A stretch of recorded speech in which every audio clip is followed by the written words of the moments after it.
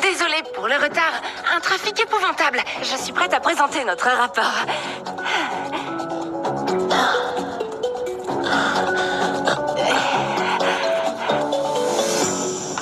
J'ai oublié de mettre une jupe. Super. Samantha, c'est inacceptable. Tu m'as embarrassée devant les investisseurs. Tu peux faire quelque chose de bien pour une fois? Monsieur, j'étais pressée et j'ai oublié de porter une jupe. Au fait, votre braguette. Après tout ça, tu as encore l'audace de te moquer de moi. Tu n'es qu'une succession de désastres. T'es viré.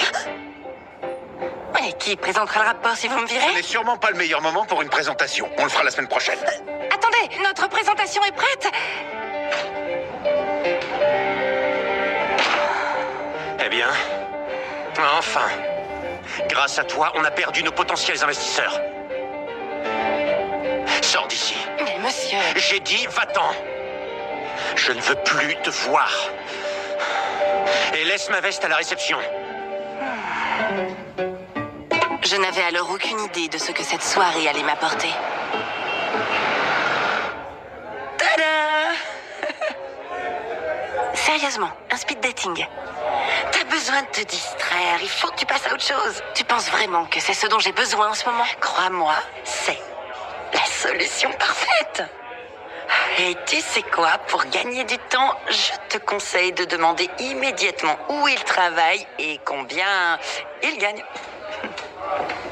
Et nous en sommes qu'au début de notre speed dating. Wouh! Et commençons, c'est parti. Wouh! Pas étonnant que tu oublies toujours tes vêtements en allant à des événements comme celui-ci. Pourquoi t'es venu ici? Pour tromper ta femme?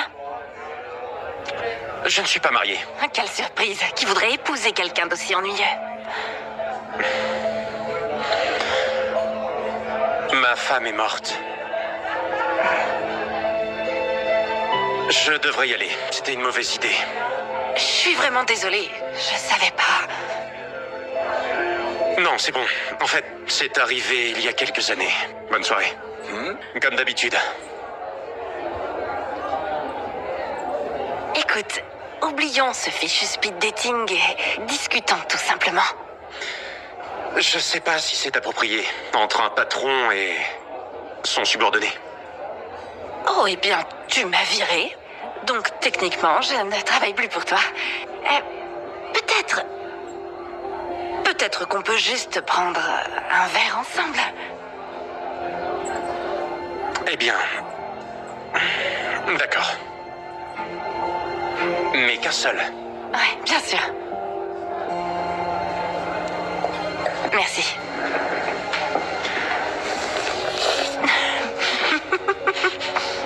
Désolée.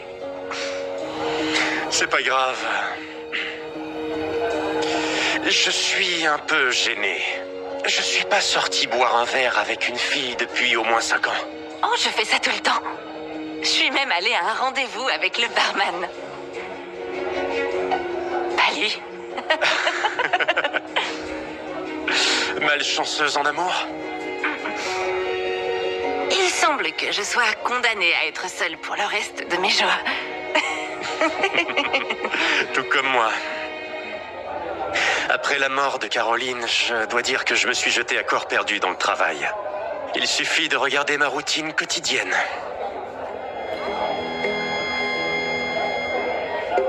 Oh, wow. Et une seconde. Ne perds pas ton temps. Il y a beaucoup de colle. Quoi? Cet après-midi, j'ai pris une petite revanche de mon licenciement. Très créative, c'est clair. Ouais, merci. Grâce à toi, je vais oublier cette fichue routine, au moins pour une petite soirée.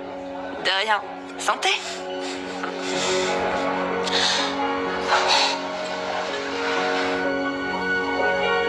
Nous avons perdu la notion du temps et nous avons parlé toute la soirée.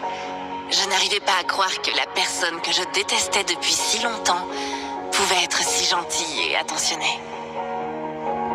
Charles m'a invité chez lui, je pensais qu'il voulait juste m'entraîner dans son lit. Mais la quantité de vin et ses yeux qui semblaient sincères m'ont fait croire que nous avions de vrais sentiments. Pardonne-moi. Pourquoi? T'as été génial. Pour ce qui est arrivé aujourd'hui, j'ai été trop dur avec toi. Tu peux revenir travailler demain. Et c'est à cause de ce qui s'est passé ce soir? Non, pas du tout. C'est uniquement parce que ton licenciement était vraiment injuste. Mais j'ai une dernière question pour toi. On peut continuer à sortir ensemble ?